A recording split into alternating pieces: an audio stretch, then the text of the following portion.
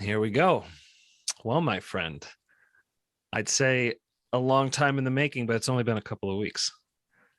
Yeah, But I'm I'm excited. excited to have you here. Yeah, I do get a message that says it's being recorded. Do I need to push anything here? Nope, Oh, it I should just got be it. good. I just need to say, got it. I got it. All right. Locked and loaded. We're permitted. We have legally bound dual permission. Awesome. So, thank you for joining. Hey, it's a Um, pleasure to be here. for folks who don't know, I think we worked at the same company together without knowing it, probably for a very brief time, circa 2011, let's say. Yeah, yeah. And Yeah, I then was there till 13. that company being Intuit, what an amazing organization. Totally Virtually agree. everybody I ran into there was just, talk about a culture that just stands out from the rest in just so many ways. It's hard to meet somebody who comes from there and just not feel just something like, oh, hi, you must be great, you must be a great person because you work there. Yeah, and I think the other thing, as you know, is there wasn't a lot of tolerance for people that weren't um, in the same mold. Yeah, And and there were always a few hires that weren't perfect, right? But they of didn't course. last very long, I think, in the company. I think they either self-selected out and they thought this tribe is kind of weird and it's not for me because I'm used to command and control or I'm used to something else. Or it was like antibody where it was, attacked Yeah, from many different that's points of view, right. ejected out of the system and Yeah, overwhelmed. But saw some of those cultural misfits. They yeah, don't last long, right? Like, to your point, it's a mutual selection process, really. Everybody feels yeah. it. And I remember when we were both at Intuit, I was part of the Baines loyalty forum, and there was a guy that wrote a book about cults, Oh, and and a variety of different. I mean, it wasn't like the Jim Jones type of cults, but he also talked about other corporate cults or religious organizations that are very successful and growing. But one of the things people talk a lot about is culture. And if you think about culture, it comes from cult. I literally never thought of that. And the thing that's kind of cool about a great culture is that they're very committed to the mission and very committed to a set of norms and beliefs and values. And I think it's hard to have a great company that will last any period of time that doesn't have those things. So by definition, it feels a little cultish Yeah, from the Whole inside and Foods, the great companies, the really great companies. Southwest. Yeah, Yeah, and the Apples, yep. of the world. Um, and I've got no problem with that. Some people have a real hard time with that. They're like, oh my gosh, this, it's a weird culture. But I think it's much easier to get alignment. It's much easier to get clarity on purpose. It's much easier to understand expectations and norms. And I think it can definitely go south and be bad, but when it's good, I think the best companies in the world all have similar things, and I think that's why you feel the way you feel when you meet ex-Intuit Yeah, people. There's so many great leaders that have come out that are now running great big companies now that are crushing it, and colleagues that we've worked with that are just, they're great people and they're doing great stuff. They may not be at Intuit. A lot of our friends are still at Intuit doing great stuff. Scott Cook, the founder, is still very involved and passionate about I learning and could never teaching. believe how in 2011, 2012, he would still show up and be super hands-on, like involved in things, asking very detailed, not just product level, but customer level questions. I was always fascinating to me that he still had that level of zeal. He Yeah, was he was. clearly not faking it at all. No, and he wanted to learn. He was Yeah. curious. He'd go over to Japan and he wanted to learn from the best. So we had Clay Christensen teaching us things, Noel Tishy teaching us things, Wow. Dr. Kano teaching us things. When we decided that we were going to go pursue something, they did, they invested the best. I mean, one of my favorite stories with Scott was, I was working on something that was kind of revolutionary at the time. We were talking at the time a lot about user contribution systems and how the biggest companies in the world were using user contribution systems. And Scott had been on the board of Amazon, and they had this system of reviews that people would just write reviews about products or books, or in the early days, it was all books, right? But then it became about products. And instead of like finding experts in literature to talk about a book, they would just open it up and let anybody talk about the books. And Scott thought it was kind of a ridiculous idea. But the other thing that was always humbling about Scott is he realized when he made mistakes, and he was humble enough to admit, that he had made some mistakes. But we had a whole leadership conference about user contribution systems, and we were at a disadvantage against some of our competitors on the tax side because we couldn't offer tax advice. So we thought we would offer up and create a user contribution system, which we called Tax Almanac. And Tim Doyle did most of the work to create this thing, but we would import publicly available information about tax law and cases, and make it easy for people to come in and share ideas with each other. And we had to create some content, but we wanted it to be a user contribution thing. Anyway, Scott started his speech by showing a picture of a guy and said, "Hey, do you know who this is?" And of course, like, none of us knew who it was. And it turns out to be Jimmy Wales, the guy that started Wikipedia. And he shared the story about how Wikipedia started. And it was basically after I think years of trying to create content, it was hiring experts and trying to create basically like an encyclopedia traditional way, and massive failure. And then he opened it up to open source and user contributions, got all this stuff. So I thought we could do the same thing on the tax side. So we started Tax Almanac. And then I sent Scott a note, said, Scott, and Scott was a big believer in, learn from the wheel makers.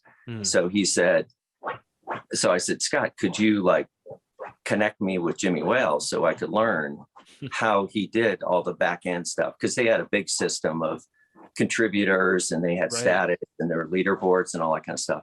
So I'm like, can you connect me with Jimmy? And he sent me a note back, said, I don't know Jimmy. And I kind of thought by his presentation, like he knew Jimmy, right? Because Scott was pretty connected. The next day, I get a note from Scott that says, Jimmy's coming up. He's coming up to Mountain View. Amazing. And he's going to share with us his story. That's so great.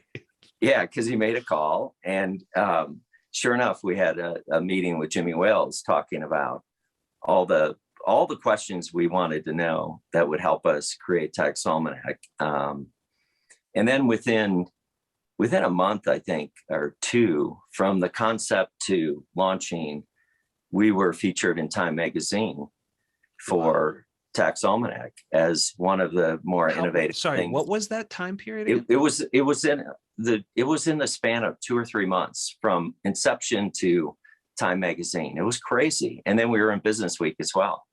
So it was just astonishing. Yeah, it was by today's speed scale, that's astonishing. Yeah, it was absolutely amazing. And I got to credit, Tim Doyle, if he's listening. I mean, Tim was the man that did it. We ended up winning a innovation award for that, but it was really cool. So that was like one Scott Cook story. He didn't need to do that, but he decided he was curious. The things I've noticed in my career, and it's probably true in personal and other pursuit life, and I just haven't put that lens to it, but really outsized gains are taken when you just step even slightly outside the bounds of like normal behavior, you just have the chutzpah to just take a risk or two, make an ask, you know, cash Yeah. in a little political capital every once in a while with no, reciprocity expectation. And it's just really amazing how, like, what an enormous lever that was, right? Like, I cannot fathom the difference in outcome if that drive up to Mountain View doesn't happen, you know? And I don't Yeah. think Well, we yeah. give enough credit to that when we're considering outcomes, like long tail, multivariate outcomes, is like, what of the things early on that were they not done? None of it ever happens. Yeah. And the other story, and is, Scott is like a pretty humble guy, but he founded Intuit. He worked at Bain for a while. He worked at Procter and Gamble for a while, and applied some of those same P&G principles to software, which at the time everybody had, floppy disk, and you were buying software from Egghead Software Retail, and that's where you went to get software. But nobody applied like traditional P&G marketing like he did, and super successful guy. But the other story was I was driving him and a few other senior executives from the hotel in Plano to the office in Plano, and he was in the back seat. And one of the other senior executives said, "Hey, I forgot what the lady's name was, but this lady accepted the offer that you interviewed. She accepted an offer. It was like a first-time job. I think she was an MBA student from somewhere." And Scott was like super excited. He said, "Oh, that is fantastic. I am so happy we got her. She's so good." And he goes, "Do you have her phone number?" And the guy goes, "Yeah." He goes, "Can I leave her a message?" And in the backseat of the car, and this ride was probably 5 minutes, Scott called her up, got her voicemail, and said, "Hey, this is Scott Cook. I just heard the great news that you have accepted a job with us at Intuit. I can't wait to see what you're going to do. I can't tell you how proud I am and honored that we have you on our team." How many people worked at Intuit at that time, you think? There were probably 1,000 or 2,000 people. But that, you think about that 30 seconds of effort and the impact that makes on someone's life. And who knows what that person And is that's the doing. kind of thing you do when there's 30 people in the company. But to still have that level of personal touch and actual enthusiasm, right? Because that doesn't work if it's fake. It doesn't land the same way. Right. You're right. And I remember I was presenting and Scott was there, and I said, "Yeah, one of my favorite memories of Scott happened in the back seat of a car." And Scott looks at me on stage and goes, "Yeah." I said, "Scott, you remember that?" And he goes, No, but I don't know where you're going with this." So anyway, that was the story I shared. Nice. But anyway, yeah, it's an amazing company, and man, we could probably spend a whole hour talking about that. So let me ask you this. We obviously have a deep passion for organizational design and culture and customer experience and all those types of things. I mean, goodness gracious, customer experience. We could probably talk for 10 hours nonstop about that alone. But this is a podcast about, generally speaking, more spiritually inclined things, which doesn't mean we're not going to continue to dip in and out of this stuff, both because I absolutely love it. And so it's going to happen anyway. Yeah. But also because I actually think there's some interesting weavings of truth and trust that are in fact divine or of a spiritual nature, which actually do underpin like true customer experience. Correct. But all that aside, what was it that made you want to get on here and talk to crazy old me? Well, first, I love you, and I think what you're doing is amazing, and I applaud your courage and vulnerability to do what you're doing. It's a little easier for me, an older guy that doesn't have as much at stake, but I love the fact that you're willing to put yourself out there. I learn every time I talk to you and listen to you. So, I'm a big believer. So I want to help in any way that makes sense, because I think you're doing great work. And It's, to me, it's more about if there's anything I can do or say that helps you and that helps anybody that's listening. And I know you've shared with me off camera a few things that have really impacted people as a result of your work. And even if it's one or two people, it's profound and it's amazing and it's life changing for a lot of people. So if there's something I can do to help there, that's just gravy. I love it. Well, did anything like that ever happen to you in your younger years? Did you ever have a time where you were at a crossroads and you stumbled across either a book, a movie, a play, a poem, a mentor, anything that felt like a turn in the road for you? Oh, of course. I think probably the most profound thing that happened at a very young age was I had a younger brother. When I was 7, I had a younger brother that died. He Oh, got hit wow. by a car. Holy shit. So my mom and dad had 6 boys. He was the youngest of the 6. And we were living a pretty amazing, idyllic life. And it was an amazing, beautiful day, like a picture postcard day in Wisconsin. And there weren't a lot of those. But but I happened to be with a good friend of ours. My mom had had one of our neighbors babysit for us during the day. My mom was running errands or something. So imagine if you were watching your neighbor's child and that child dies while you're watching that child. So I remember hearing, I was in the basement, we were playing. I remember hearing just a horrifying scream. And it was my younger brother's best friend had come in to the house after my brother had been hit, just screaming. And the first thing my friend's mother said was, "Stay in the basement." And of course, when you're with a bunch of boys, 7, 8, 9, the last thing you do is stay in the basement, right? So after we heard the door close, we all go upstairs to see what's happening. By this time, ambulances are coming to the scene of the crime, and not the crime, but the scene of the accident. And it was right across the street, pretty much from where this house was. So we were out looking at the windows thinking, what happened? And we had no idea, what had happened. And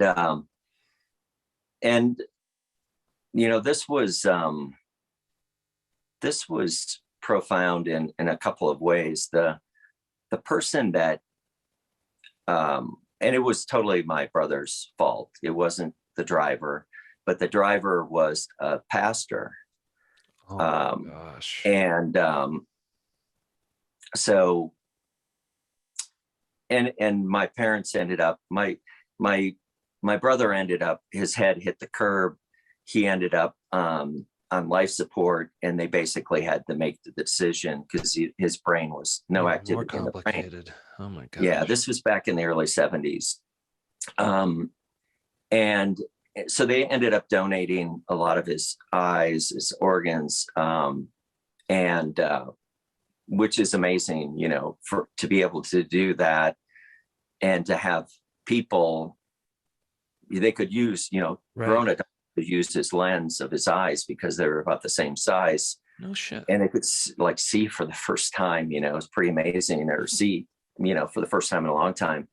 So they donated all that. But the most profound thing that both my parents did was they had the pastor read scripture at my brother's funeral. Wow. And then the husband of the lady that was watching us, they had him read a passage. Holy shit. So, in their deepest kind of moments of grief, that kind of grace and that kind of healing, to me, left an impression that That's some special people. That's some really Yeah, special people. You must have had some special grandparents too, because that's a rare thing to come out of nowhere. yeah, I think, that left quite an impression. And earlier that summer, like a month before, one of my cousins had drowned. He was about 13. So my grandmother lost two grandchildren within the course of a month. And it was tough, but I think that kind of bar about, would I have that same kind of grace? Would I be able to, you know, think about others in that kind of moment to the degree they did? I don't know. Well, I I can like to tell think I you would, that but at the age of 7, it's been a part of my life ever since. I think my grandmother, who I saw earlier today, who's 91, May, this woman is just an absolute saint upon the earth. I think she's probably the only person that I know who I could say with confidence would be capable of that. Other than that, like, that's really special. How old were you at that time? I was 7. You were 7. Oh, so how old was he? Very young. He was 5. Yeah. Oh, so you're almost the youngest then. Okay. Yeah, I am. That was kind of the flip side of not being great. Was I remember my mom saying, "Oh, now you're my baby." It's like, I don't want to be your baby. Right. I want my brother back, right? I want him to. He's always going to be the baby. Well, and not just okay. So now, if you were playing, Freud, Young, whatever, and Yeah, say, okay, what's the most likely outcome of that? So now you're both the baby, and she's probably subconsciously terrified of losing the baby, and so I don't maybe know. the Yeah, unusual I amount of don't. attention. Nobody's perfect, but I Oh, of think that course not. wasn't a great thing to say, because I didn't, that, I mean, she was trying to, just trying her best. We all do, right? Oh, of course. Oh my But God. I that wasn't, that was hard, for a 7-year-old to try to wrap his, that's not a role I wanted. I can't even fathom. I can't fathom any aspect of it. I used to think when I was younger, like, oh, I can imagine that because you've seen movies or because somebody's told you about that. Like, and then I'll tell you, the first time I realized I had no fucking idea what anything was like was the first time I got in a major car accident, actually, because you spend so many hours in your cute little box with your warm air and your sounds that you want to hear, and then all of a sudden, without warning and without anything you can do about it, every component of that is thrown into absolute disarray and you have no control. Yeah. And that sudden feeling of chaos of how could I have not realized how wrong I could have been is a surprisingly useful thing to happen, assuming that it's not like truly lethal. Because I think, especially as an adolescent male, to not actually have that experience, I think is really dangerous, because it's important to have a sense of like, it's hard, it's crazy out there, but you don't want to find out at that level or at that age. That's for damn sure.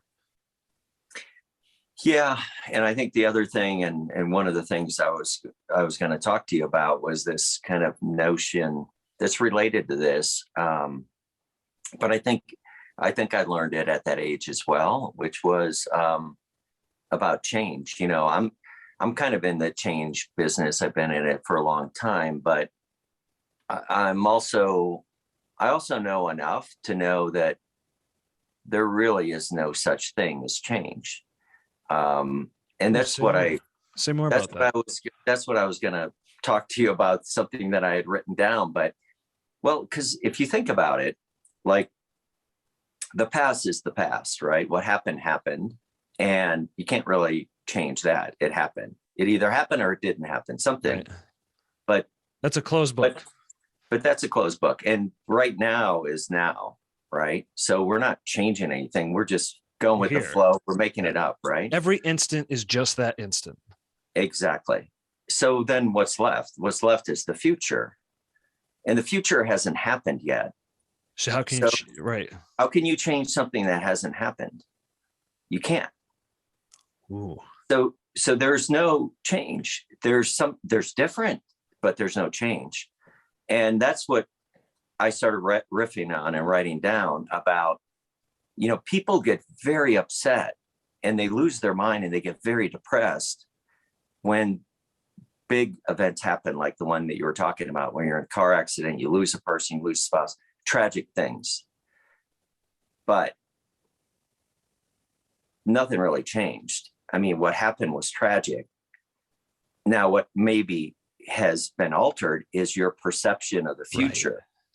And your perception of the future isn't reality. It's never was. And you thought it might be, but it doesn't mean it was.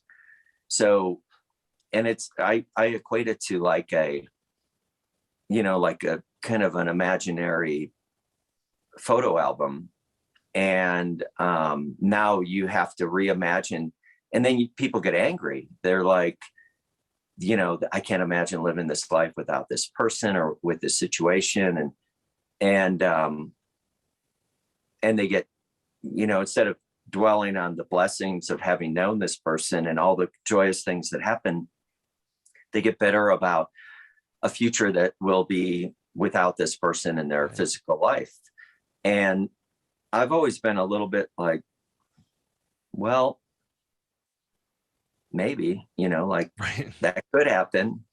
I don't know what's going to happen. And, Aaron Rodgers calls it a beautiful mystery. The future is a beautiful mystery, which I think is a great description, but it's not. I mean, we're pretty arrogant to think we know what the future is and we can script it. And, every day is such a miracle, and every day is such a, who knows what tomorrow is going to be. And I'm not saying people shouldn't be upset if bad things happen. Of course they should be, and it's horrible. But I think it gets really unbalanced, and people think about the loss of something that never existed, the future, Right. versus celebrating what they had, which is the past, which was something. How much of that do you think is inherently human nature, and how much of that do you think has come on with the advent of marketing? No, I think it's all human nature. I think, I think this was happening years ago when people, lost their spouse or loved one, well before there was ever marketing. I think it's about. Let me explain more about the nature of why I asked it that way. So I think that via the advent of marketing, we hyper accelerated what originally started via the advent of data storage in currency or in grain storage that we were trading, whatever it was. Sorry, I completely just jumped the shark on that. That's all right. Lead me back into it. What was the last thing that you said before I said it? You think it had something to do with, you think it has a lot to do, thinking about the future and losses of the future. You think it has to do with marketing. Because in marketing, you're selling a future, right? The whole point of marketing is to convince you of the inadequacy of your present state. That's the whole point of marketing. And so if you're doing good marketing, you have done a good job of convincing someone of their desperate inadequacy of their current state. And so you're getting sold on a future. So you're creating, think about, we are awash 24/7, 365 in nothing but the ringing sound of our inadequacy, delivered by each of us to each other. It's a really interesting mechanism, I think. Yeah. So I don't think it's necessarily, everybody's always going to have longing and feel, loss and grief and all of that. But I wonder if, because what I think actually happens is there's a map destruction, right? It's like I had this giant map with these plots in places I was planning on going and doing and whatever. And now I need a new map. I don't know what to do tomorrow because I don't have a map. In the same way, when somebody gets, there's some kind of a betrayal, whether someone's cheated on or stabbed in the back somehow, Yeah, Like the map goes up in flames, and it's not necessarily the event that was the problem. It's that now I can't trust anything anymore because clearly my map wasn't working. correct. Yeah, I think that's right. And I think, during COVID, I think a lot of us kind of reconsidered reality and what we thought the future was going to be. I mean, you remember some of the memes that came out during COVID that said, I guess we were all wrong when they say, where do you want to be in 5 years? Right. Yeah. Because all of us were on a Zoom call in our room somewhere, right? We weren't at all where we thought we were going to be. But I think we had to kind of recalibrate like the world. And to some extent, I think a lot of us still are, right? We're still kind of figuring out like, what does this mean? Because we had this map, right? This map that you're talking about. And we thought, this is how this thing works. And we found out, not really, like there's a lot of things that don't work the way that we thought that they were going to work. And some people can roll with that. Some people can view that as like, oh my God, my life has changed. I view it as like, that was all imaginary. I mean, that was like, Is that how your parents talked to you about it at the time? No, I don't think so. I think it's just, I think maybe that whole experience, did cause me to think like, you don't know what the future is going to hold.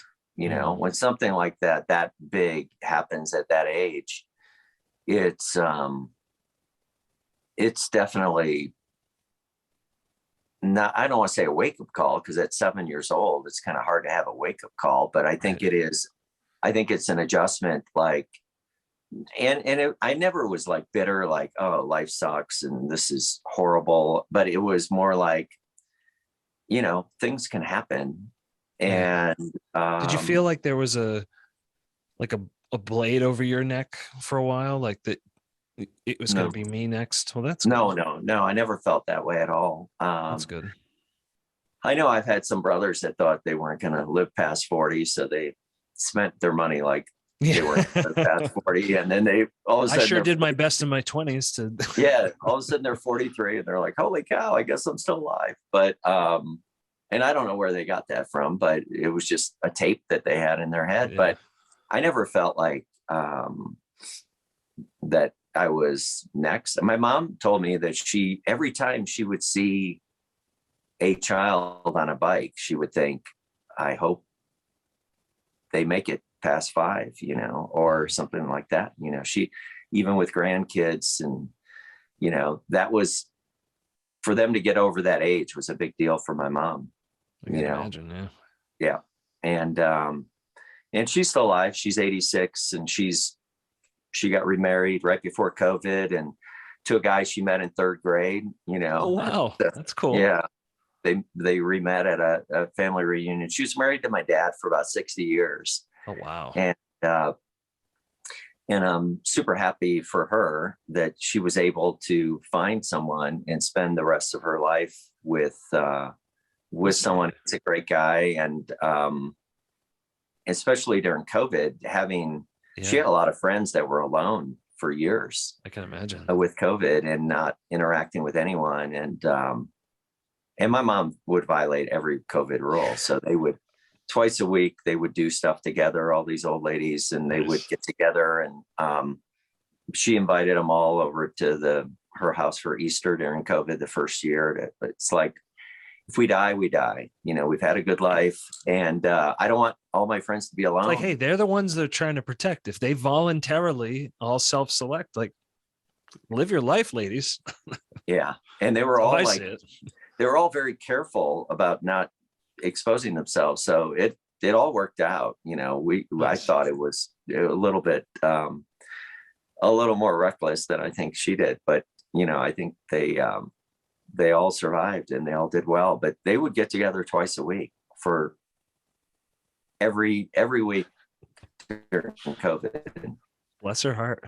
Power and to play mama. cards, and she play dice and do their little gambling. Nice. Have a good time. It is funny watching my like 4'11" grandmother playing the gambling. It's just She's pretty intense about it. No, no. My grandparents just, my grandfather retired, I think, at 55.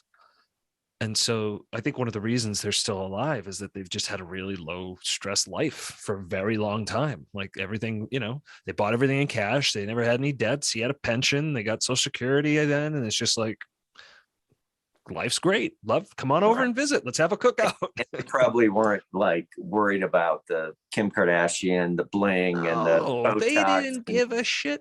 And My I know, grandmother to this day has Tupperware containers that are like, I can't believe it's not butter, like tubs that contain things in her closet that are from the fucking 80s. Guaranteed. 100%. I bet my life on it. yeah, yeah, And that's like, they got the same cabinets, surely from when I was a kid, at yeah, least, you know. Um, and they did all their own electrical, all their own plumbing. Like it was a different time at the turn of the century, the greatest generation. I think it's called that for a reason. Like something went a little askew in the last 100 years. We could do 20,000 podcasts about that. um dangerous waters these days, which yeah, I'm exactly. willing to tread deep and often. Yeah. um but I am more interested in hearing about more of your story. So obviously that's an unbelievably tragic situation. I'm sorry that you had to go through that, but the world is blessed that your family was able to have the grace that it did and produce you also as an outcome. But I also imagine that probably wasn't a direct line up and to the right. um Yeah. what kind of pathologies did you see, like as a teenager or a young adolescent? Like what was your what was the shit you were doing that, like, when you made it to your 30s, like, oh my God, what was I thinking? Well, um, I was more into athletics and kind of social things than I was academic when I was in high school, Yeah. and that was great and fun, and I was pretty naturally gifted as it relates to athletics.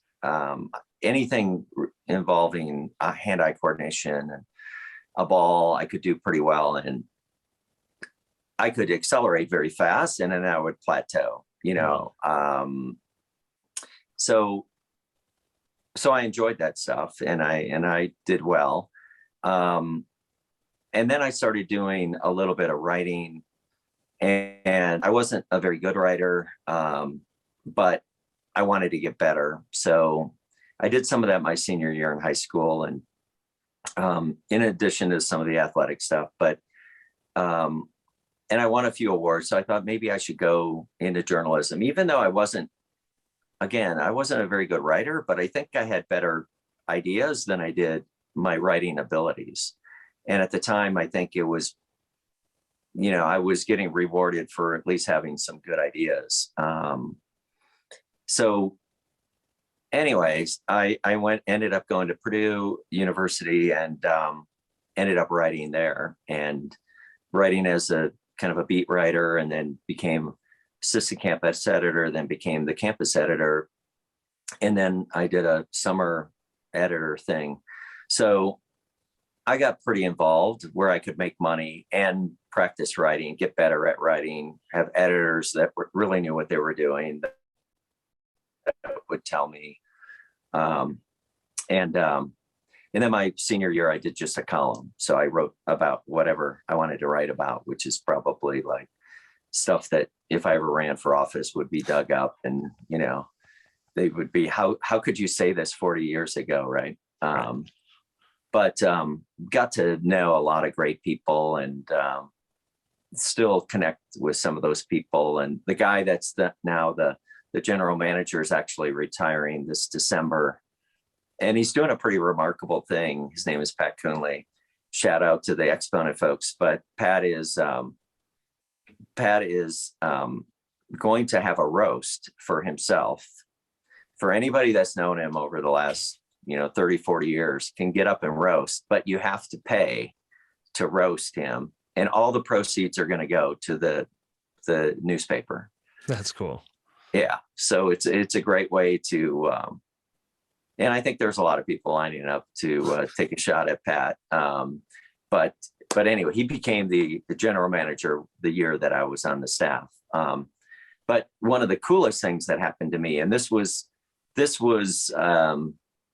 I don't want to say a turning point, but it was like a very weird event that happened in my life. That so there was a rumor, we were between presidents of the university, and our president was going down to become the president of Texas A&M.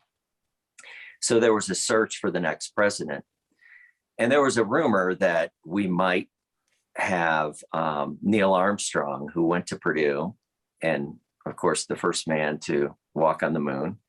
And Neil had got back into academia, so he was in Ohio, I think he got his undergraduate, maybe his graduate, maybe his PhD, all from Purdue, but he was teaching, I think, at Miami University or somewhere in Ohio. And there was a rumor that he might be the next president of the university. So my job as campus editor was to find Neil Armstrong's telephone number and ask him to either confirm or deny that he was involved. So I got his number somehow, and I called him, and he answered the phone. A bold man. I love it. See, That's what I was talking about earlier. Bold moves, man. Yeah. So, and I remember talking to him, not very long, introduced myself, told him what the topic was, enough to get the quote and make it part of the story. But I remember hanging up going, wow, it's pretty amazing that anything's possible. It's absolutely right. If you just do something like that is possible. I mean, I think it'd be harder today than it was back then. Sure. But I think you'd be surprised though. There's certain people, right? Like if you wanted to talk to Beyonce, sure. There are people who are all but impossible to reach. Her. I know how to get to her. Yeah. Sure. Oh, good. Yeah, let me know. Well, now I know. Now I know who's the guy. Yeah. No, I lost your video. There we go. It's actually funny you say that. A friend of mine, who I won't name in any capacity, was in the same room as Elon Musk a couple of months ago, which is just an astonishing thing to me that anybody that I know from central Massachusetts would find themselves in that scenario. Well, how about this? When I worked at Compaq, Elon Musk and Tim Cook both worked at Compaq when I was there. What? Yeah. How weird is that? I had no idea that either of them worked there. Yeah, we Compaq bought Elon Musk, one of his companies. And he became part of that. This is pre-X.com, obviously. Yeah. It was like GeoCities, or he had he had something like that Compaq bought. And we had Alta Vista that was and so one of his first companies, you can look it up on Wikipedia, was bought by Compaq. And Tim Cook was our supply chain guy. When I was there, before he went to Apple. He left Compaq to go to Apple and do supply chain for Steve Jobs. And what were you doing at the time there? That was my first job of really that's how I got into customer sat in a big way. But I was the director of customer sat and quality. So quality being more like total quality management type of stuff, and Lean Six Sigma. And customer sat, I didn't really know that much about, but they gave me that as well. But that's when I really learned a lot about customer sat. So you were the one hearing about all the soldered motherboards and that you can't upgrade anything, and how dare you do this? Yeah, I was some of that. I mean, we had customer call centers and first level support, second, third. And they would hear a lot more about that. I would hear more about, I was more responsible for the macro changes that we needed to make. And that strikes me as a macro type of change, to go from single, because I remember, I don't know if it was Compaq, I think everybody did it. Packard Bell surely did, back in the I don't know, let's call it mid 90s, everything was shipped just one solid unit. Like you couldn't do anything to it. And then slowly companies started allowing you to upgrade. So Yeah. anyway, Yeah. that was a shot in the dark. Not that that was necessarily Yeah. actually But something I didn't mean to get us off track on the no, Elon no. Musk thing, but I mentioned that to a friend of mine that had worked there at the same time. And it's like, yeah, and crazy in hindsight, when you look back, some of the paths that we've been on and some of the people that, and What do you some think of the, gave you the courage at that time to do something like that? Because not everybody would do that. you may not come back to do that. No, sorry. Neil To, Armstrong. yeah, the Oh, thing Neil. that the genesis of the whole thing that created the wow, anything's possible kind of moment. Yeah, I think it was just my job. I had a job to do, and you either you try to do the job the best you can, and Where did you think you got that from? Because that doesn't come. Not everybody's born with that either. I'm sure that was my dad. I mean, my mom and dad were both hard workers, but my Yeah, dad was, plan your work your plan, and measure twice, cut once. yeah. And my dad did a lot of. He was a hard worker, but he also did jobs after work to help support a big family. I would say grew up kind of lower middle class type of upbringing, and started working at a pretty young age, trying to make money and do stuff. Um, I never wanted to ask for money. I never wanted to, I always wanted to be able to be in a situation where I didn't need to rely on other people for at least financially, or especially people that I, were related to. Going to get a loan for a big house is different than, Yeah. asking your parents for $5,000 or I had $100,000. I had a lot of I did not get my dad tried to my dad's words were the right words about how to handle money, but then his behavior betrayed his words. And as all good children do, we absorb the behavior of our parents, not the words of Yeah. our parents. And so I was very financially irresponsible for the entire adolescent period of my life, which then takes a very long time, depending on the scale at which you have that problem. And I have the grandest scale problems when I create them. It can take quite a while to untie. Anyway, it's just interesting to see how those early lessons, how they manifest in all the myriad ways that they do, good, bad, and indifferent. Yeah. And I had a lot of brothers. So I also learned from them, good things and not so good things, things I wanted to emulate. One of my closest brothers he was the kind of kid that would hoard all of his Halloween candy until Ration. Easter. And then, I mean, it would lived, I was like done in a week. Right. Right. And he Yeah, yeah. was like, he had candy up until Easter, and then he would have Easter candy um, and he was always a saver and all that kind of stuff. And as soon as I had it, I spent it, Oh, so you and I are of the same cloth. Got it. yeah, but it changed like after college and after I got a job. I Yeah. became much more like, okay, this is more. So you might have had a longer period of that than I Yeah, did, yeah. but The mine problem is ended. with sales, as soon as you start getting the checks, it feels like, because the problem is if you are a hard worker with a growth mindset and you are in a high trust environment where people will give you the runway to be creative and spread your wings, Yeah, you're going to keep making more money than you did every year for a shockingly long time. yeah, And that pattern will really fuck with you. It will lie to you in ways that are going to be very painful at the end of that road. yeah, Um, but hey, we live and we learn, right? yeah. And I think that maybe I was fortunate not to get into sales at that young of age, because Yeah. I was my first job out of college. I was working in a unionized factory.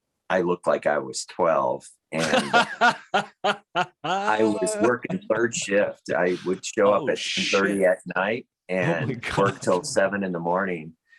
And it was metal fabrication, loud, Wow. and third shift employees, they weren't the most socially like, Yeah, 'cause extroverted. yeah, the reason they worked third shift was so they didn't have to deal with a lot of Yeah. that. And here I show, and the factory was just starting to take a lot of or college graduates and have them start in those kind of positions. But a lot of the union guys resented it because it was like the step up for a lot of the folks that wanted, and now it was being robbed by some guy that looked like he was 12. So Yeah. it was kind of tough, but I was making decent money, and some of my friends were still in college, but I didn't want to. As hard as I was working, I just didn't want to blow it all, and Yeah. I didn't really have great hours to blow it anyway because I was sleeping during the day, working at night. It was not easy. Yeah. The early grind is a special kind of grind. Yeah, The it is. young grind. So The young. what was your fly on the windshield moment as a young adult? Like, when did it, because it seems like you had a lot of successes, obviously, and later career stuff, Intuit and beyond. I'm familiar with. What was hard? What was the what were the things where like you really had to dig deep and overcome? Uh, I don't know. I mean, it was. I think the hardest part was I did consulting for a long time. I consulted for about 11 years before I went to go work at Compaq. And there was a lot of time that I was away from the family, and I had 3 kids. So I think that was the hardest part. I mean, I Mhm. enjoyed the work because it was all Yeah. transformation type of work, and intellectually it was super interesting. Um, and you could see the results, and that was great. And I was working with some amazing people, but I think not being with 3 little kids is, and in some cases I would leave at Monday morning and get back on Friday night, Right. and so that was tough. And then during some of that time, I ended up going back and getting my master's while I was doing all that. Um, so probably the part of my life that was being, out of balance and Yeah. undernourished was you know, being home with the kids. And was that what decade would that have been? Started in the late 80s and went to about 95. And then me and a business partner decided we wanted to do our own thing and control our own destiny. So we started our own firm. And we did well for a while. And then we sold a big job in Australia. And we were both Random. living in Houston. And we had kind of decided that we didn't want that life for our kids. So we both wanted not to travel. And it looked like we were going to have to travel. And so he ended up moving to Australia Hmm. and working full time there for a couple of years. And I ended up joining Compaq and doing the Compaq thing, but because I knew I didn't want to travel anymore. So, but it was still, 89 to 95 it was pretty intense travel and getting the MBA and stuff like that. So, These are very those high were, consumer years culturally in general, right? Like, we weren't very spiritually sound as a nation at that time, I don't think. no, I agree. I agree. And I think, it was just, those years I think were tough. And then, there were a few things that happened in business that, people that you thought you looked up to, that you trusted, it turns out maybe they weren't exactly who you thought they were. So, Mm. then the big question that you ask on your website is like, who am I and what am I trying to accomplish and what am I all about and what are my values? And, you know, all of that kind of, that really, that really came out to me the most after I joined Intuit. And I thought I had it all figured out before that. And I came to find out I didn't really know anything. I thought I knew a lot about leadership. I used to teach leadership. I used Yeah. to consult on leadership, but then I kind of found out through Steve Bennett and others that I didn't really know much about leadership. Can But I just tell you one of the most astonishing things to me yeah, is the volume of business that occurs and the rate at which it occurs under the amount of incompetent leadership that exists. There's so little truly world-class leadership in this country. I can't say about the world because I don't know. But for sure in this country, I'm confident. I've been to enough Fortune 500 all the way down to startups, mid-market, all over the country, from manufacturing to retail to FinServe to insurance. Doesn't matter. Everywhere you go, it is plagued with absolutely just who cares leadership, meaning like who cares that you're here, who cares if you leave, like just absolutely pushing paper around a desk. I can't believe it. How is everyone getting paid? How does anything ever get done? I would concur. I think there's a boatload of that. And I wonder sometimes, as you probably do, is like, not only is there that, but they're also getting wild compensation for that. And it, in some instances, it's almost like they fail up. It's like the people just eventually someone either dies, retires, or just is just like strained out. Like they just get so exhausted they can't do it anymore, and so they leave. And then the person who is just persistent enough to stick around just gets sucked up another layer, and it's just like, oh my god. I'll tell you, there's some big companies in Boston, really big, that you hear like allegations of certain kinds, and then find out that like people are giving presentations to the board with like numbers that have zeros added onto them about like new product launches. I mean, just like crazy stuff. And they end up like CEOs of entire divisions.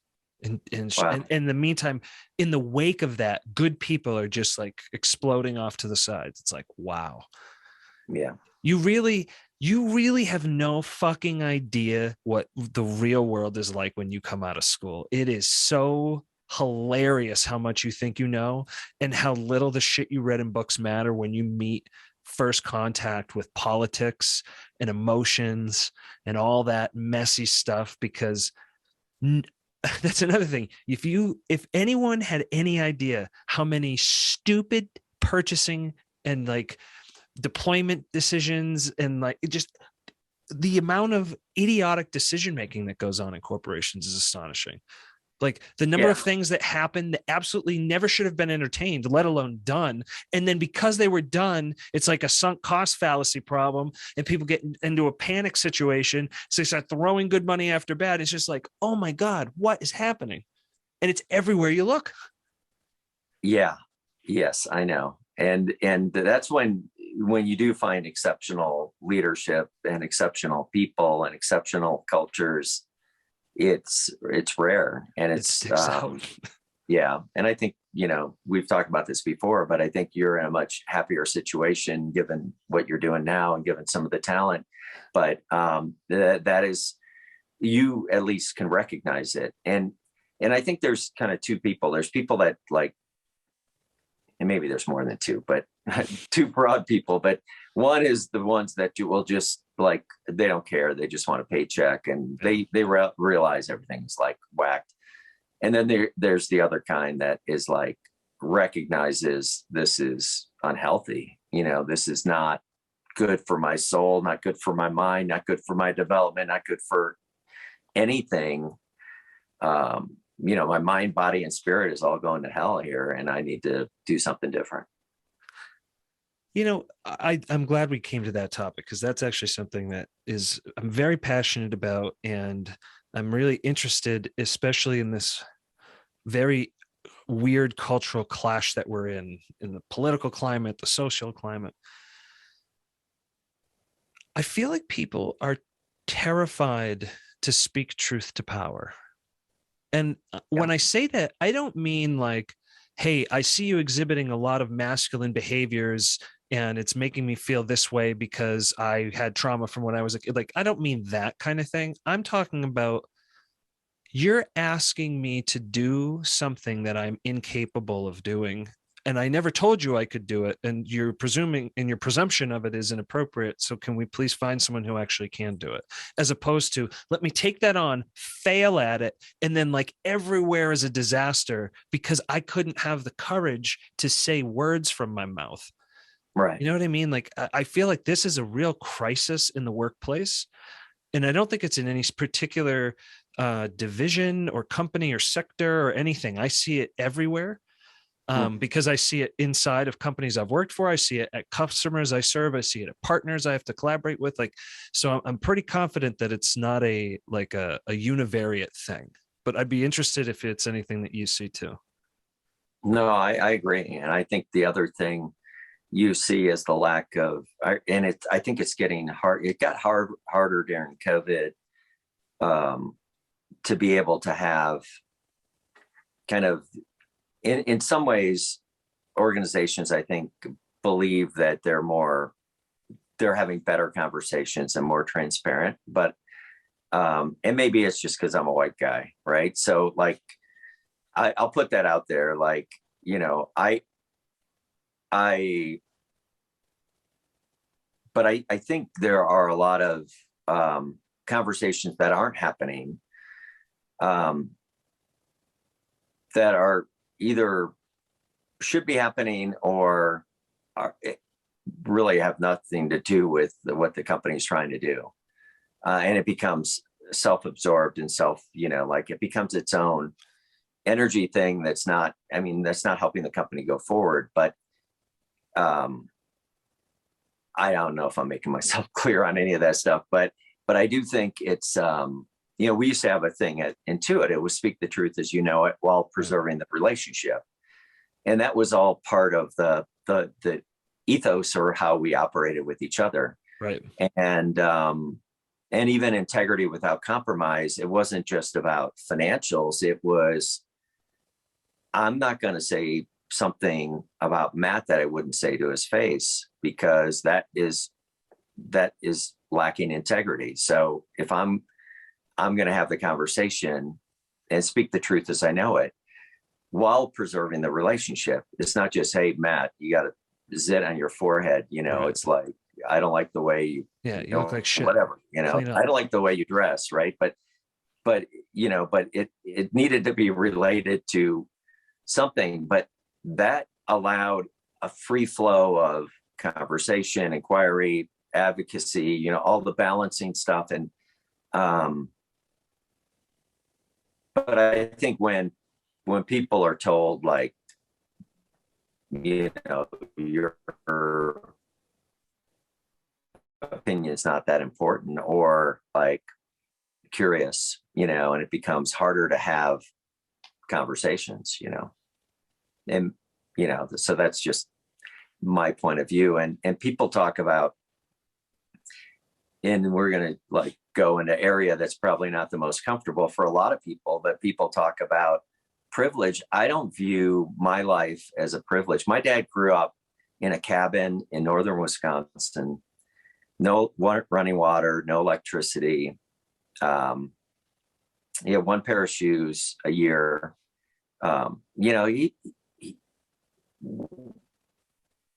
There wasn't a ton of privilege, I would say, but I view everything I have as blessings. Like, change the word privilege to blessing. Right.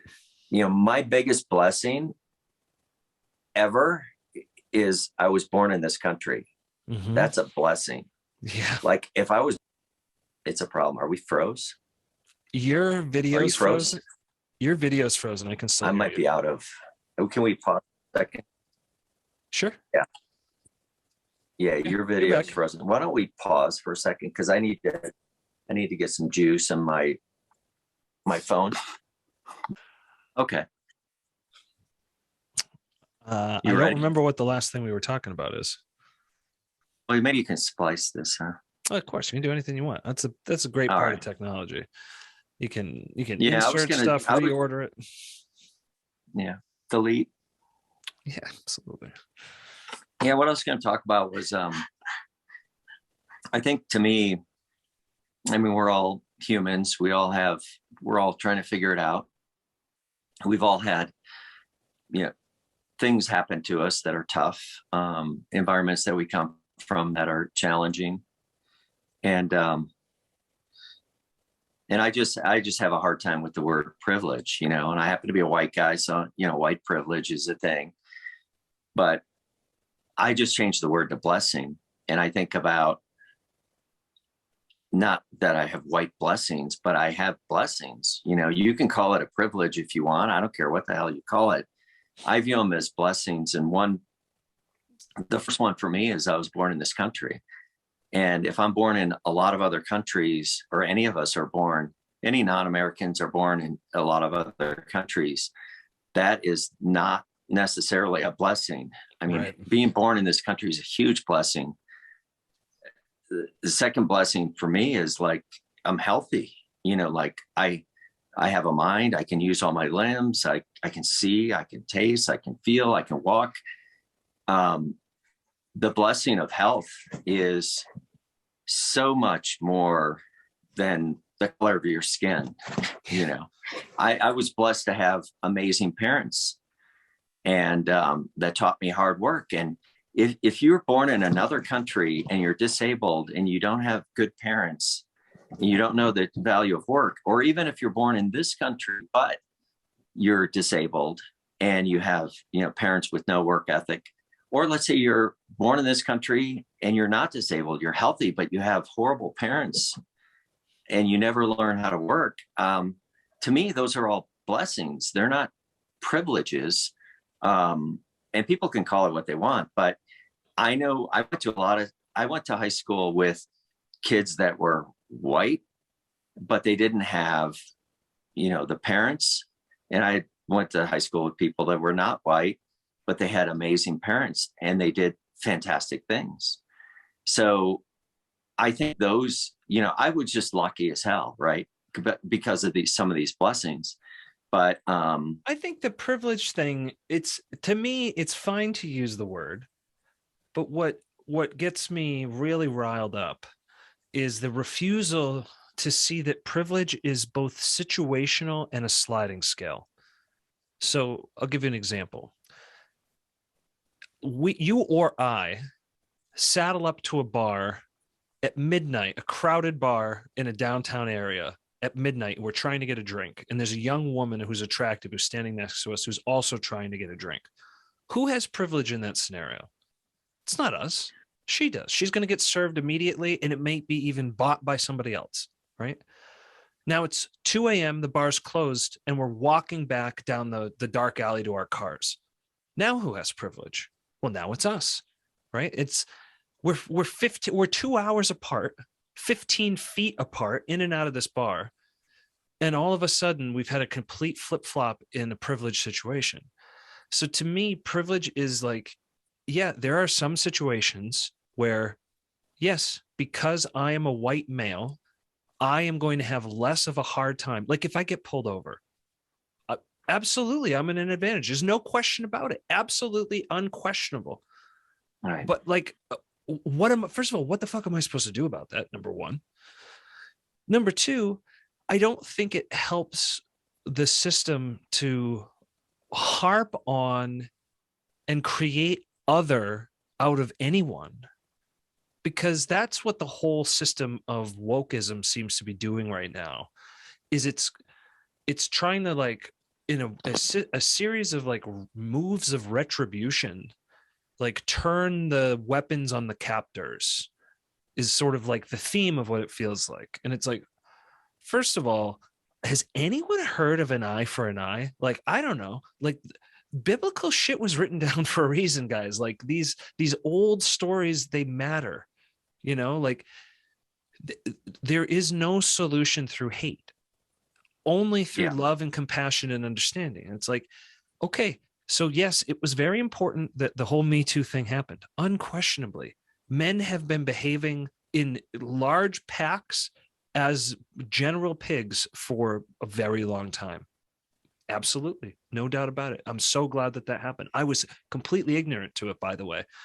Pre 2016, I had absolute blinders. I had no concept at all what anyone was going through because, well, first of all, no one had ever said anything to me and it wasn't part of culture. So there was no real way to understand. But the new thing of like, I'm going to attack you for being so ignorant as to even ask a question.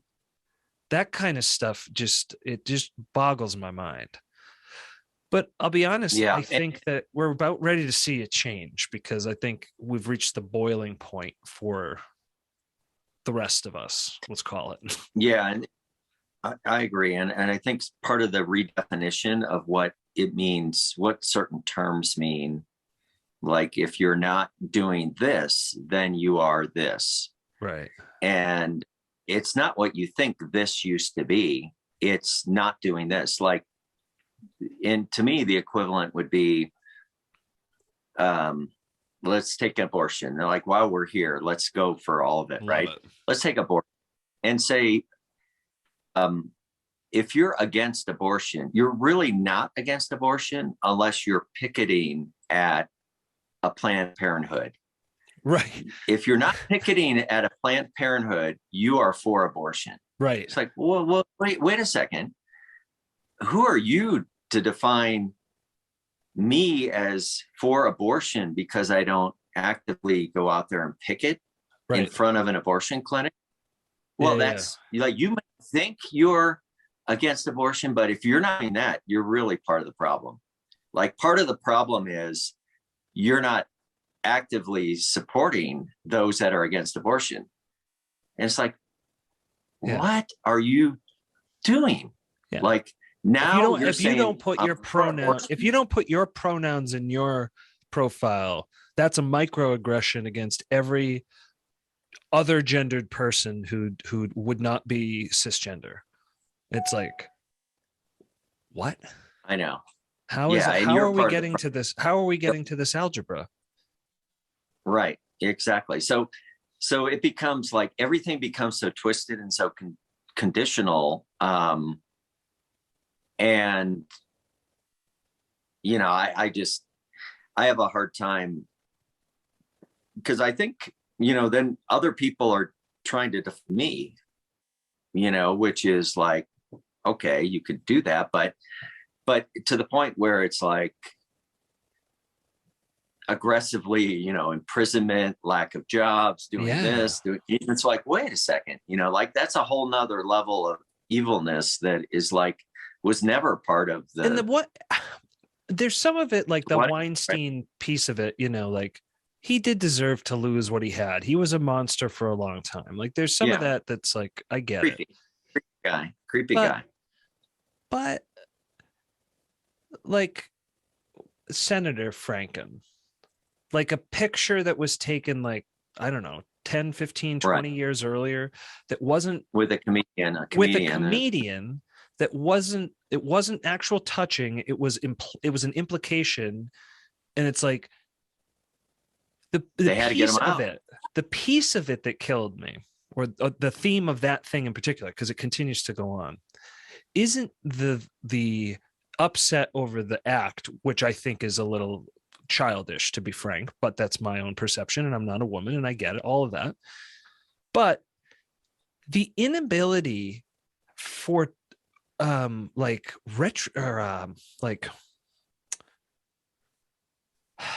what's the word I'm looking for?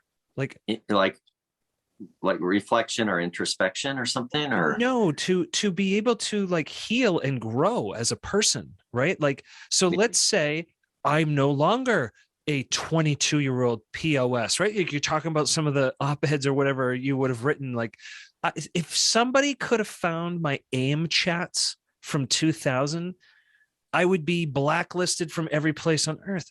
Everyone is a monster when you're a kid. You have no idea what you're doing. You're an idiot. You're a damaged piece of equipment. You're screwed up from everything that happened to you as a kid. Despite everyone doing their best, it still doesn't matter. Everyone comes out screwed up. And now you're just doing your best, but it's definitely not good enough. And so what is the alternative? It's basically either you are in line with the ethos or you're a fucking pariah. And what is the ultimate extension of a pariah?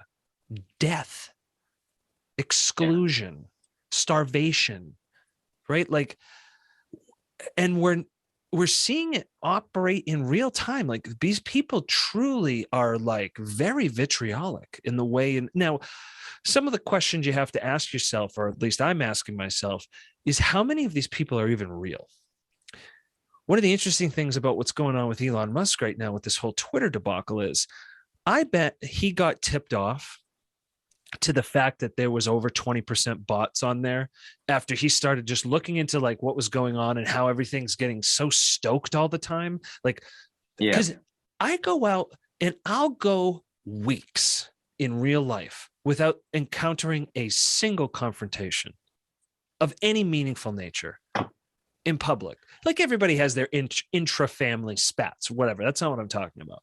I'm talking about in real life, driving in, commerce, parks, schools, whatever, real life.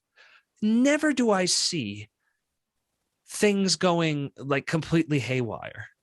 And yet, if I was to base like my panic level only on online, I would assume that everything is hell in a handbasket 24/7, 365, and that people are just throwing haymakers and Stop and Shop. Anyway. Yeah, I think you're right. And it's, and I think generally people are good and people love each other and people want each other to be successful and people want the best for the world and the best for your kids and the best for their kids and the best for, but it can get kind of confusing. And I think that's what's happening is a lot of the people that thought they were for something are starting to realize that they're not really sure who's making the rules, and they're not sure any of the rules make sense that they're being told. So it's changing a lot of people's perspectives around,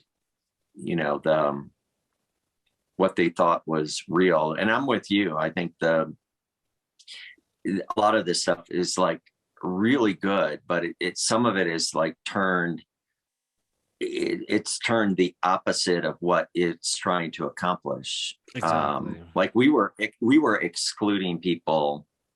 I shouldn't say we. I would just say during COVID, I think under the spirit of inclusion, we were excluding a lot of people. And the primary people were people that were police officers, people that were married to police officers, people whose best friends were police officers, people whose parents were police officers. And I don't have any direct police officers in my family, but I knew people that were, and they weren't very honored. They weren't very respected. They were like the problem. And it felt very exclusionary to me. That whole situation with cops, like, I don't know why it's so difficult for people to see how that's not really that far a leap from like locking up every fucking Japanese person in the country. It's like you're taking a characteristic about a person and then applying a universe. Like, this is stereotyping. You're doing the thing that you say you hate. It's literally the same fucking thing. And the fact that you can't even get a microcosm of acknowledgement of that literal, indisputable fact, that where are you going in the conversation? Because I'm willing to have my mind changed. My mind has been changed radically, continuously in the last decade. And I appreciate that And by the way, at different rates throughout that decade. Let's be crystal clear. I'm not trying to claim that like I'm some kind of evolved person who's just constantly always growing. However, like Yeah. I go into a conversation, at least for the last 5 years, hopefully for more than that, with what here's what I'm going to share what I currently believe to be true, and I'm going to share it as fervently as I can. But as soon as there's an introduction of a fact that is obviously true or it questions the supposition I showed up with, then it's like, okay, turn on the curiosity meter. Like, wow, That's how interesting. you get better. How, That's how you get how could better. Yeah. that possibly be true? I'm this confident about this. What would have to be true for what you're saying to actually be true? Do I have to be wrong? Is there a world in which both things can be true at the same time? Right? Like a Donald Trump. You're telling like these ninnies, I don't even know what word to use, who think that every single thing the guy did was trash. Shut up. You're telling me in 4 years the guy never did one good thing? How much of an idiot or an asshole or both do you have to be to actually think that that's possible? Because either that's true, either you're an idiot, you're an asshole, or you're so ignorant that you have arrested development. And I mean that quite literally, that you have not evolved enough thinking to have seen the world for the incredible dynamic tapestry that it is. And if you think human beings are cut down to a univariate slice of good or bad, then you're a child. You're a fucking child. And I find myself perpetually surrounded by children, which leads me to believe that nobody's in charge anywhere.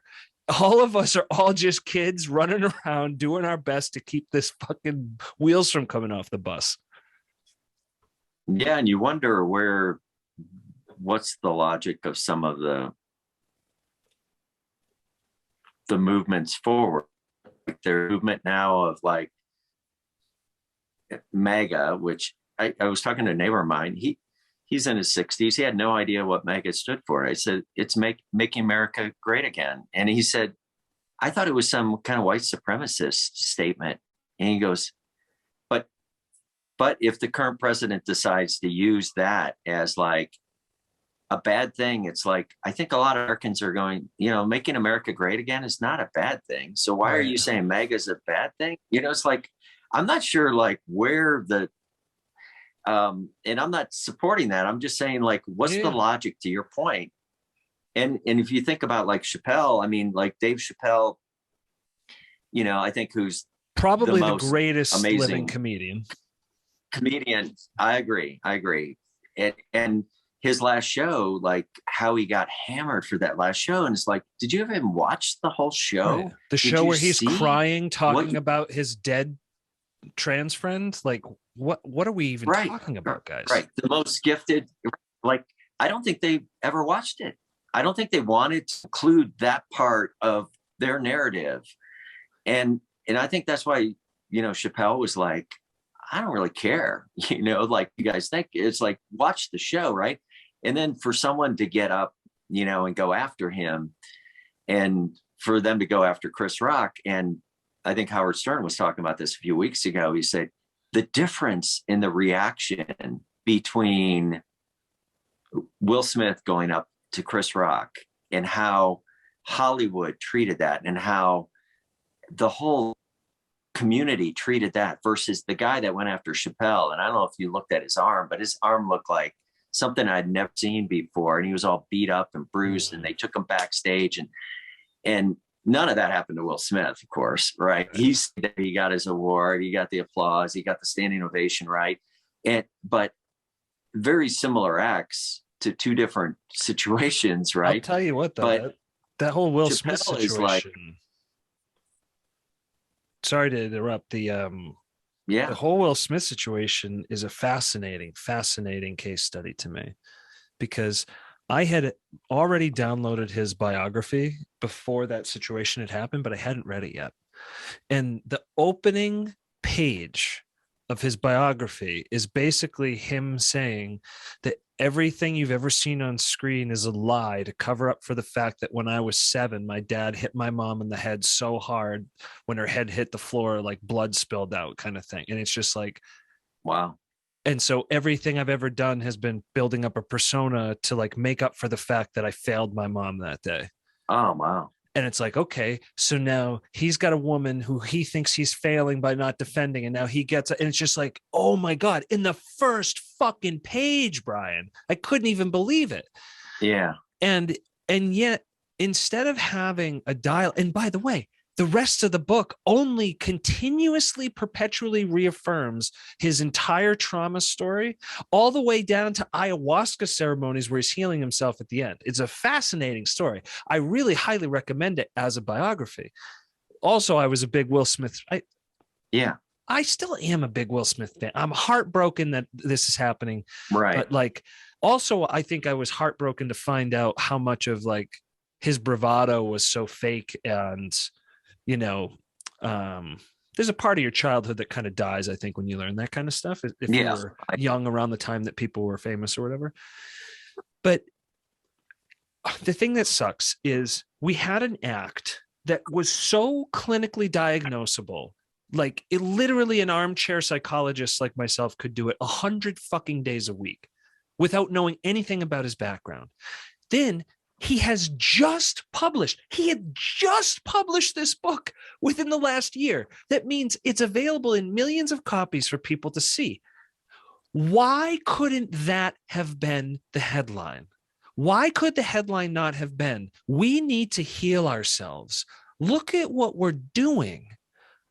We're creating a nation of peacocks who are beating each other because their inner child can't handle a joke. Like, what are we doing here? Yeah.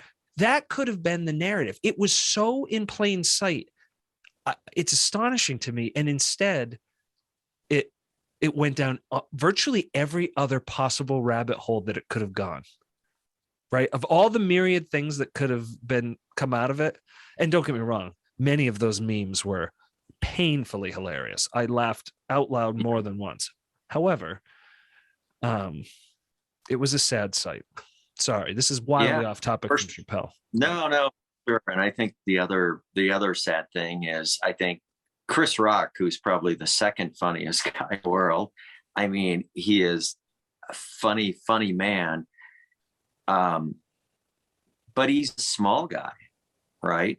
I don't think if Dwayne Johnson is up there delivering those, no way. Do you think Will Smith is coming out? No fucking way. And trying to smack. So there's that element, which is like, you're kind of taking advantage of a weak, or not weak, but a slender, a physically guy less who's not threatening man, right? Imposing, right? And Will Smith played Muhammad Ali, right? So he had some bulk on him. He knew how to, and it's like, there's that element, right? Which is, now you're a bully almost. Exactly. And it's situational, right? Like, and talk about like Me Too movement, there's all kinds of disadvantaged people. I mean, there's like smaller people, studies show most CEOs are way over height, and there's not a lot of CEOs under 5 foot, right? I'm sure it's disproportionate. Attractiveness, right? Like facial symmetry. There's all kinds of shit. 100%, right? So there's all kinds of, other things that go along, but talk about privilege. He displayed the ultimate privilege, right? He literally committed a crime on live television, sat down, and then got presented an award with a standing ovation. Right. Was not asked to leave. Right? How can you demonstrate more privilege than that?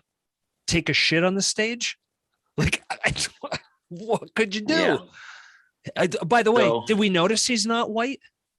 So it's just male privilege, right? And it's like, you can always end up with the exception because it's not about a singular classification. It's about a constantly swirling scenario of meta that in certain scenarios, things work better than others. Well, and it wouldn't, as you know, it wouldn't be any more right or any more wrong if the presenter was white, or the guy slapping him was white, or Chinese, or Asian, or whatever, but it's, or gender, you start switching a bunch of genders. None of those situations is it acceptable, right? And none of those situations are good. It's all dysfunctional, it's all evil, it's all bad, right? And it may be grounded in stuff and rooted in stuff, and hopefully Will's getting a lot of help, and hopefully he'll get over some of this stuff, and hopefully he'll be able to come back and be successful. I think, but the way it was handled, it was handled like some kind of weird reality TV. Yeah. I didn't even watch the Academy Awards, but because I hadn't seen most of the movies, and I used to love that show, but Same. I think the demise of all of those shows and all of the kind of the elegance and the grace and the humility and the privilege of, everybody in there that's in Hollywood that's making these movies and making this money. They're all like blessed beyond belief. It's not easy. It's hard, but it's not digging ditches, right? Say, they're not crawling on their hands and knees in a coal mine at 10 years old with your lunch in your teeth. Exactly. And I applaud them for their work and their effort. It's not like I'm saying it's an easy thing and I can do it. And, they shouldn't get paid what they paid. It's like, they should get paid whatever the market bears. Right. I'm like a free market. And it's like, if they can do it and people are going to go see them in these movies, God bless them. Same thing with athletes. Like, hey, if people are crazy enough to spend so much money that these companies can afford to pay players that much money, then like, that's a cultural problem. That's not a player problem. That's not a sport problem. No, that's a values problem. Right. It's like, if we as a society want to value teachers and value firefighters, like, we can make that choice. We vote with our dollars and our forks and our feet. Like, that's how we do it. And we're choosing to vote for like entertainment and athletes and stuff like that. But there are sports where people don't get paid a lot. Curling, I don't know how much they make, but there's not a lot of great, that's a great pick. But curling. people are voting with their wallet, and you can decide, but the people that do curling and they love it and that's their culture and they're good at it, God bless them, like, I'll tell you, there's an interesting one in terms of like the privilege and equity and all that around male and female sports, because let's take the WNBA and the NBA. When that was the argument, I was very pro open market. Like, listen, if no one wants to watch the fucking WNBA, like, what are you supposed to do? Strap people to the seat? Like, I don't understand. This is a very preposterous argument to me. But then when you get to a national teams thing, right, with like the women's soccer situation, it's like, wait, these are nationally funded programs, right? To me, that's a completely different scenario where it's like, wait a second, if we are agreeing to value something as a country and like this represents us, then like, fuck off, like, pay the people. I don't know what your thoughts are on that. Yeah, I don't know enough about how the finances work for that, but I do think that the free market normally works out pretty well. Like, if I write a book and Oprah writes a book, I think she's going to probably get more money than me, because people want to hear what Oprah has to say, not so much what I have to say. So she should get whatever she can get, right.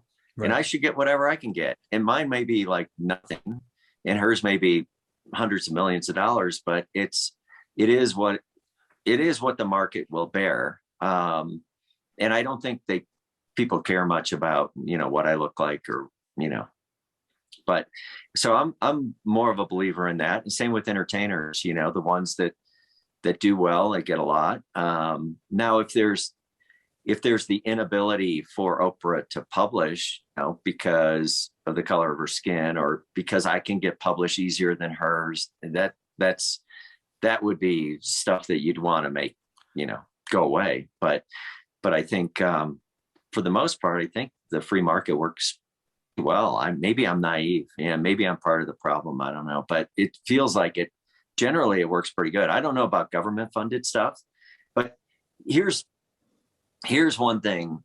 Like I'd love if, like, do people write notes in any of your stuff? If Sometimes, they yeah. could write notes, yeah, if they could, because there's a lot of people that are like, that feel like there's a lot of discrimination with pay between men and women. And if there are companies that are doing that, I'd love for them to write who these companies are. Because I haven't worked for a company, they say, well, because you're a female vice president, we're only going to pay you this much, and males get paid this much. And I think that's the law for all the government workers, which is about 15% of the force. And I don't think Coca-Cola does it. I don't think General Motors discriminates. So if It's there not are companies, I don't think it's a it, discrimination thing, meaning I don't think the way in which it shows up is I'm choosing to give you less pay because you're female. I think what happens is, for a variety of factors, most of which, in my opinion and in the data, is related to reproductive care. Like, when people have I agree. babies, they're out of the workforce. And therefore, if No, I'm out of the workforce for 5 years, like, I'm consequently going to have lower pay over my career. yeah, I totally get that. But it's being framed like there are Oh, a yes, bunch you're of right. The companies. framing is absurd. The framing is ludicrous because it's meant to be inflammatory. What I'm saying is, I will march with anyone against those companies. I won't buy their products, but who are these companies that are doing all of this Right, alleged? because there's no nefarious players. That's the thing. It's just right. the market Who is are moving. they? But if you don't have a target and you just have this broad kind of, like, but you can't show one single evidence of companies that do this, like the same different pay for this. What the claim is, if you're doing the same work, this is part of the, I think, false narrative, but this is the narrative that for the same work, men are getting paid more than women across the board. And it's like, which companies are doing this? Like, I know the US government can't, because if that was true, Geico would be only female employees. Because that fucking company, I heard a story that one time, to save money in their contact center, an executive, as part of like a inspired initiative, walked around, and those long overhead fluorescent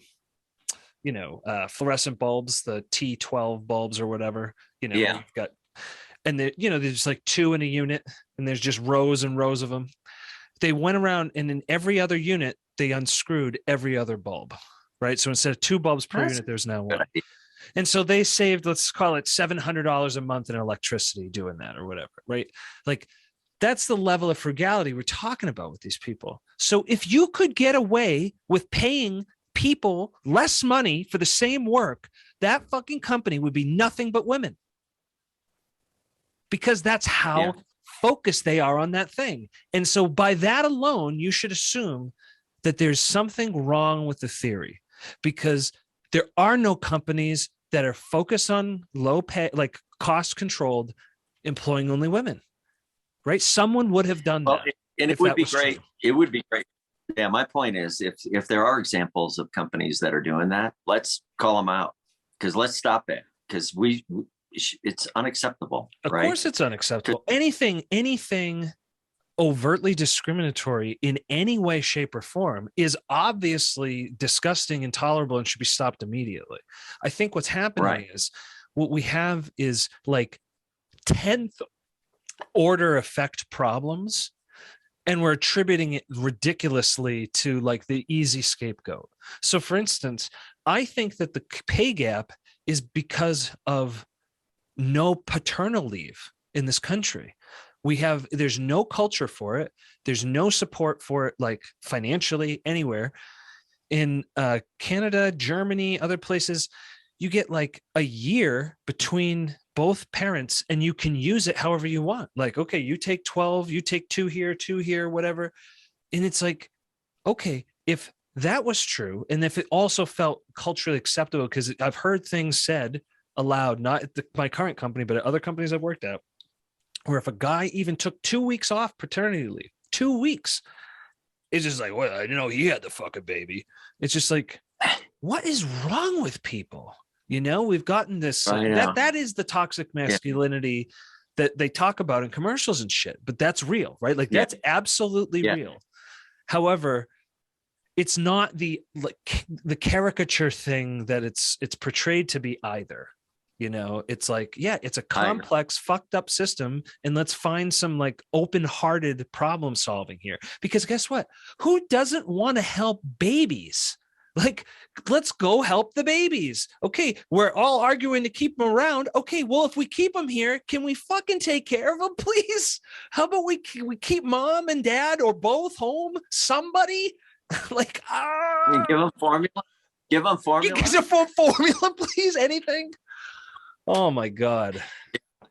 I think, but when you get into specifics like that, that's when some of these theoretical conversations dissolve, because there are no specifics, right? Because you can't identify a company that does what they're alleging happens all the time. Right. And which means it's not happening all the time. There's other causes to. And by the way, that doesn't mean that there's not a pay gap. There is a pay gap. Right, exactly. But the cause of it is not close to what you think it is. It doesn't mean that there's not places where you have misogynistic things occurring, and if in an A or B choice, they're giving preferential treatment to men. I'm absolutely certain that happens every day of the week, but that does not produce the statistical data that we're looking at. That is a different order of magnitude problem caused by absence from the workplace for substantive periods of time. How could that not have an impact? And so what are you asking? Are you asking to just pay women anyway? Like, you are not here for 5 years, so we're going to just pay you as if you were? Because to me, what are you saying? What are you saying about the men who stuck around? Like, can we at least talk about it? Can we have a conversation about like what's fair and equitable? Like, what is fair and equitable? I feel like we skipped over that. The work that you did in those 5 years is of no value. And it's of no value. Help you. That's right. Yeah. And by the way, don't get me wrong. To me, the most singular divine act any human being can do on planet Earth is to bridge a soul into this realm. I do not think there is anything, which is why the whole abortion thing to me is a really confusing dialogue to even have anywhere, because I think that anybody should be able to get an abortion at any time. And I think virtually no one should. Right. So it's like, that's a bizarre dichotomy to hold, but that's what I believe because of what I just said. I think the ability to bridge a soul into this realm, like, what else is there? Like, oh my God. So yes, go do it. Do the thing. I can't. I will support you in any way that I can, but don't call me an asshole because I stuck around and worked. Like, someone had to do it. Like, someone had to do it. Someone had to do it. Like, why the demonization, And I get it. I get why the demonization, because the patriarchy had our foot on the throats of women for, let's see, Constantine was 300 something AD. So, well over 1,500 years, right? Nearly 2,000 years of, well, in many ways, persecution. However, we're all here now, right? To your point before about there is no future, there is no past. We're all here right now. And right now, in this instant, we can choose different. We can choose differently. We can choose truth. We can choose to see what is real and not what is comfortable, and not what is convenient, and not what bolsters, puts another, shim in my shoe, because I think a lot of the woke stuff is coming from a place where people, probably didn't feel like they were the top X of whatever social thing they thought was important in their lives. And all of a sudden their cachet is growing at a relentless pace. And just like any child star, right? Every single one of them has been a disaster, basically, except Taylor Swift. She's like the one human who made it through. It's a toxic vortex of power, and I don't know that, with great power comes great responsibility, and I think what we're seeing is people are failing to Yeah. that. They're not ready. Yeah. Well, I think the other thing, I had dinner last night with some very wise, intelligent people, and what they said, it was, and this is a business context, but I think most people will get it because I think it relates to non-business context as well. But they said in any meeting, there's typically 3 roles in every meeting. There's the hero and the villain and the victim. Ooh, And they say, if you take the role of the hero, you're kind of subscribing that the other people are either the villain or the victim. So I know I heard that and I thought, that is like, Brian, that's so the good. most significant concept I've heard in years. That is really big. What a way. Yeah, we're going to end up wrapping this because it's been over 2 hours. That is a damn nuclear bomb you dropped on me. Yeah. So I think in a sales role, you can imagine if you take the role as the hero, you're the not customer's got to be the villain, right? Because or the victim. Well, yeah. you couldn't be the victim. Yeah. Oh man. So anyway, I'm sorry to take so long, man. What are you I enjoyed talking it. about? We'll do part 2. Oh, don't. First of all, definitely don't be sorry. Second of all, absolutely. I want to do a 2, 3, 4, 5. Get it. I could talk to you for hours and hours, my friend.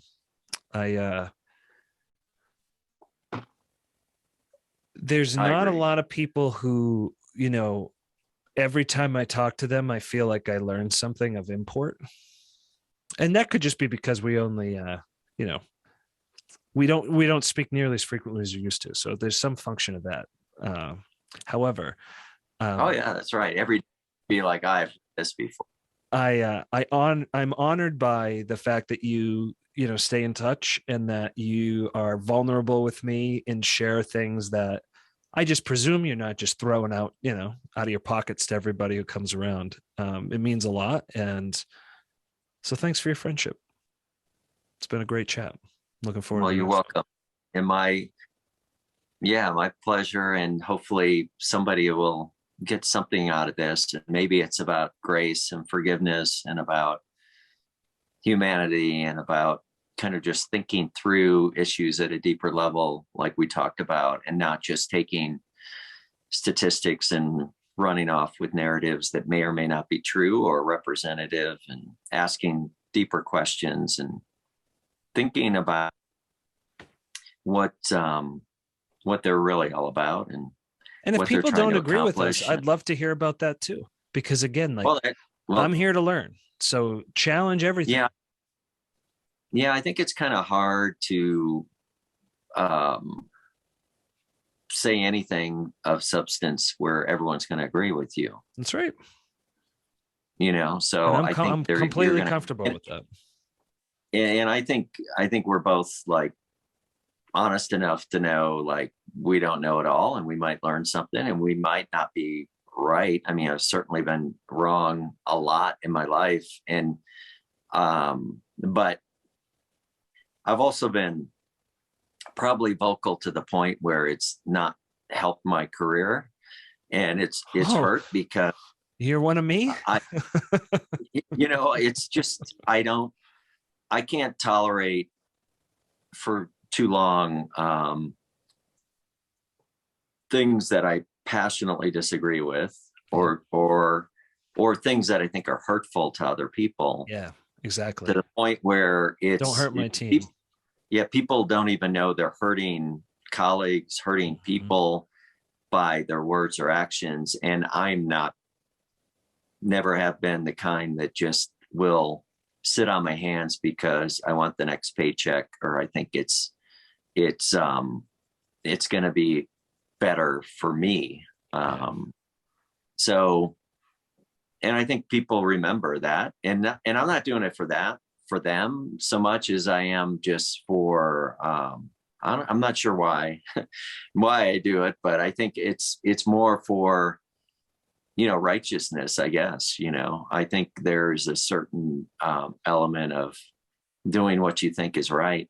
And regardless of, some consequences. So it's all in search of the capital T truth, my friend. That's how I see it. the truth. And I think part of that whole servant leadership is to make sure you are able to, protect others in a way The that biggest truth is that everything is love. So to me, the biggest truth is merely helping people like wake up to that, that we don't have to fight about anything, anywhere, ever. Everyone is just doing their best in every situation that can be stopped instantaneously. You drop a Christ into the moment, it can be stopped instantaneously. So let's just work harder. Let's chill out, love each other. I think they were onto some shit in the 60s. I think they maybe just put the step on the gas a little too hard. Maybe we titrate that a little bit. They smoked a little bit too much weed and started getting paranoid about the cocaine caused them to get a little extra paranoid about the little spun up at the axle. Yeah. Hey, you're snorting too much of that cocaine. I want my share. They started getting a little territorial. They forgot about the whole love thing. I think it was the dosing people with acid bowls on Friday nights that probably took it a little over the edge. But anyway, stories for another day. Yeah, I think they kind of like went a little bit overboard, and then things got a little political too, right? But yeah, that's the one. Anyway, enjoyed talking to you, man. You too, my man. Evening, and thank you. Let me Stay know. Blessed. Talk soon. All right. All right, buddy. Good night. Take care.